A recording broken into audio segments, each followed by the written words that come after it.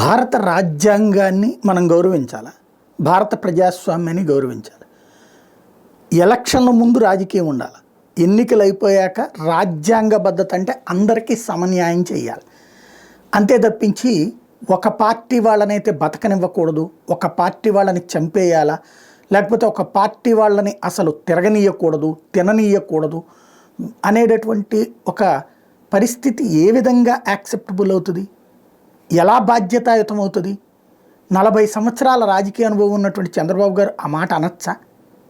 YSR Congress party వాళ్ళకి పనులు చేస్తే పాములకి పాలు పోసినట్టే. ఇది నిన్న తన పార్టీ కార్యకర్తలను ఉద్దేశించి మాట్లాడారు. రైట్, ఏం పనులు చేస్తారు ఇందులో అంటే వాళ్ళకి ఏమైనా కాంట్రాక్ట్లు ఇవ్వడం ఇట్లాంటిదా? అట్లాంటిది ఏదన్నా ఉందనుకుంటే కనుక అసలు ఎందుకు ఇస్తున్నారో ఎవరికి తెలియదు. అసలు పార్టీ ఏంటి ఇందులో? అది సరే పక్కన పెట్టేద్దాం.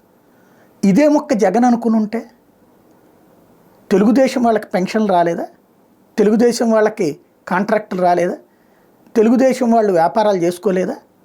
తెలుగుదేశం పార్టీకి సంబంధించినటువంటి వాళ్ళకి సంబంధించి కాపు నేస్తమో, ఈబీసీ నేస్తమో, లేకపోతే కనుక ఆ ఇతరత్ర పథకాలు రాలేదా? ఎవరికి రాలేదు?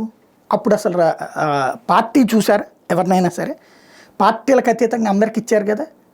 చివరికి ఈవెన్ పవన్ కళ్యాణ్ ఆ తర్వాత దుమ్మెత్తి పోస్తున్నా సరే వాళ్ళకి అభిమానులకు ఏమన్నా ఆపేశారా? ఎవరికైనా తీసేశారా? లేదా తెలుగుదేశం వాళ్ళు తుట్టిపోస్తున్నారని చెప్పేసి తెలుగుదేశానికి అనుకూలు ఎవరో తెలుసుగా. మనమే చెప్పాం కదా, వాలంటీర్లు ప్రతి ఇంటి డేటా తెలుసు వాళ్ళకని. ఎవరు తెలుగుదేశం అభిమానం, ఎవరు తెలుగుదేశం కార్యకర్త వాళ్ళకి తెలియదా? తెలిసినా కూడా ఏ రోజు పథకం ఆపలేదు కదా, ఏ రోజున ఏమీ ఇబ్బంది పెట్టలేదు కదా, కరెంట్లు పీకడము లేకపోతే ఇళ్ళు పగలగొట్టడము చేయలేదు కదా. మరి అప్పటికి ఇప్పటికీ ఏంటి తేడా? అప్పట్లో కొంతమంది లోకల్గా ఉన్నటువంటి ఎమ్మెల్యేలు వాళ్ళ వ్యక్తిగత కక్ష తీర్చుకున్నారు, దాన్ని రాక్షసత్వమే అన్నాం. అదే తప్పంటే ఇక్కడ ఏకంగా ముఖ్యమంత్రి స్థాయిలోనే మనం రాజకీయ పార్టీలకి విధానం ప్రకారం ఉండాలా, మన వాళ్ళని చూసుకోవాలి, పక్కన వాళ్ళకి బతకనీయకూడదు అనేటటువంటి రూటు కరెక్ట్ అవుతుందా?